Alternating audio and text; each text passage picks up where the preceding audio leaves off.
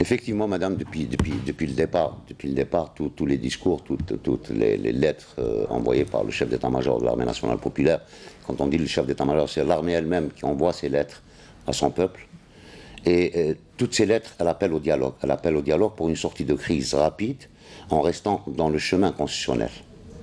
Et justement, le dernier discours d'hier et d'aujourd'hui, je pense qu'il est assez clair pour démontrer aujourd'hui qui sont les enfants de ce pays qui ne le seront pas demain. Parce qu'on ne peut pas hypothéquer l'avenir d'un pays, l'avenir d'une génération, en restant sur une situation de blocage, sur des choses qui n'ont pas beaucoup d'importance, parce que le plus important, c'est d'entamer un dialogue pour déterminer les étapes avec lesquelles on arrivera à une élection d'un président. Et c'est ce président à qui reviendra les grands chantiers de réforme qui seront engagés à l'avenir. Donc il faudrait qu'on arrive à ces élections. Sans élections, on va rester dans cette impasse. Et quand vous parlez il faut être rapide et d'une manière constitutionnelle, sur le terrain, comment ça va se faire? Comment ça doit se faire? Vous savez, madame, aujourd'hui, il y a des institutions de l'État qui sont là. Elles sont là au nom de la Constitution. Et heureusement qu'on est resté sur le chemin constitutionnel. Après l'application de l'article 102, on a M. Ben Salah qui est le chef de l'État de cette période. Et on parle de transition. On est dans une période de transition constitutionnelle. On est dans la Constitution. Parce que si demain, et j'avais entendu une grande constitutionnaliste que je respecte énormément, justement disséquer sur le sujet de la Constitution, si on sort de la Constitution, c'est dans l'inconnu qu'on ira. Parce que c'est quoi la Constitution? C'est l'ossature d'un État. Et détruire l'ossature d'un État, c'est aller à l'effondrement de l'État. Et est-ce que, en ce moment, pour notre pays, il serait souhaitable un effondrement de l'État? Pourquoi ne pas engager un dialogue sincère avec tous les enfants de l'Algérie, inclusif, où tout le monde aura le droit de proposer ce qu'il a à proposer? Et c'est ça, vous savez, madame, dans les grandes guerres, on gagne une bataille, on a la victoire finale, et finalement on termine par quoi? Par un dialogue. Le dialogue, c'est la source de solution de tous les conflits dans le monde.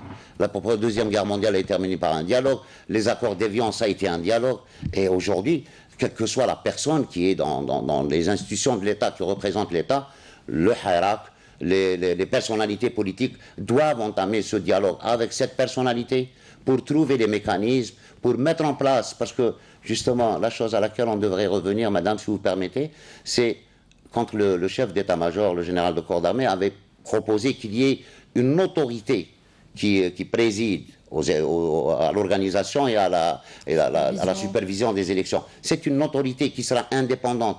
N'est-ce pas une garantie pour ce peuple d'entamer des élections transparentes, nettes? Parce que la garantie, elle est là. C'est cette commission, cette autorité qui sera indépendante et constituée par des gens que le Hirak, dans le dialogue, va proposer. Et qui va mettre en place cette autorité aujourd'hui? Vous savez, on a besoin du chef de l'État pour mettre en place. C'est lui, le chef de l'État, qui pourra donner le cadre juridique de fonctionnement pour cette commission. Justement, aujourd'hui, il y a une réticence par rapport à la Constitution sur le terrain.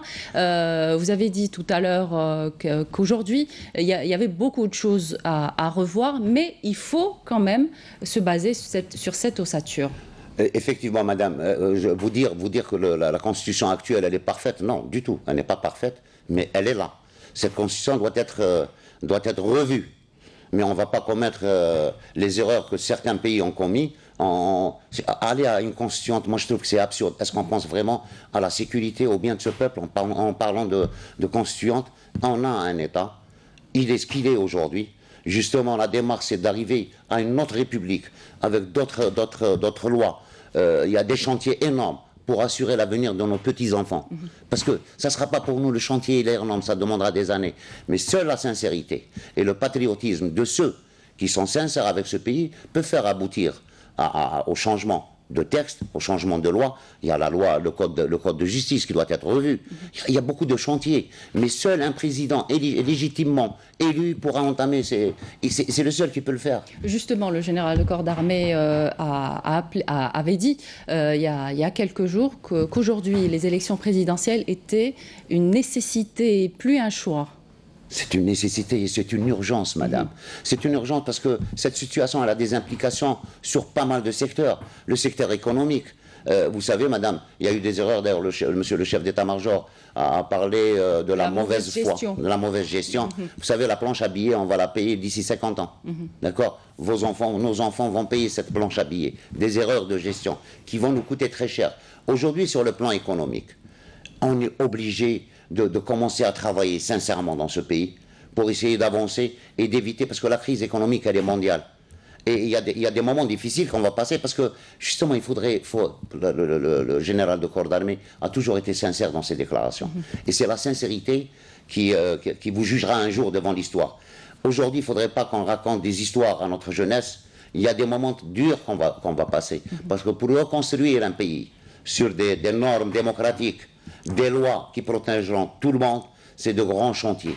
On est obligé de passer par ces étapes, mais je suis sincère en disant que si les gens sont sincères pour se serrer les coudes en ce moment et aller vers des élections à travers un dialogue national, une commission indépendante, si on aura notre président demain et on continue la mobilisation du Hirak, parce que même le président de demain, il sera toujours sous une surveillance étroite de ce peuple algérien, parce que ce peuple, il est mature. Tout simplement, il y a des gens mal intentionnés qui essayent de le faire dévier de ses objectifs. Justement, le bon sens du peuple algérien a été aussi souligné dans le discours du général de corps d'armée. Ce peuple a donné une leçon extraordinaire. Et moi, j'ai vu Patrick Poivre d'Arvor qui parlait du mérite du peuple algérien pour un prix Nobel de la paix. Ce prix Nobel, je pense, je le dis sincèrement, et je l'ai dit sur certains plateaux, il y a deux acteurs, vous savez, pour avoir réussi ce Hirak sans violence. On a réussi un Hirak depuis le 22 février sans violence. Il y avait deux acteurs. Il y avait un peuple extraordinaire, discipliné, civilisé. Il y avait une armée qui, dès le départ, s'est engagée à protéger ce peuple. Et je crois, voilà, on a donné une leçon de sagesse, une leçon de responsabilité au monde entier. Alors qu'on essaie de capitaliser ce qu'on a récolté de ce Hirak pour en faire une grande république. Justement, un peuple qui est sorti d'une seule voix. On voit des enseignants, des directeurs, mais aussi des femmes au foyer, des chômeurs qui parlent justement d'une seule voix. Ben, le peuple... Moi, j'ai participé à des vendredis de Hirak. Vous avez l'intellectuel, vous avez le médecin, vous avez tout le monde, vous avez le chômeur. Mais l'amour de ce peuple nous fait parler d'un seul... L'objectif aujourd'hui, c'est d'avoir une grande république demain. Et c'est ça l'objectif de ce peuple.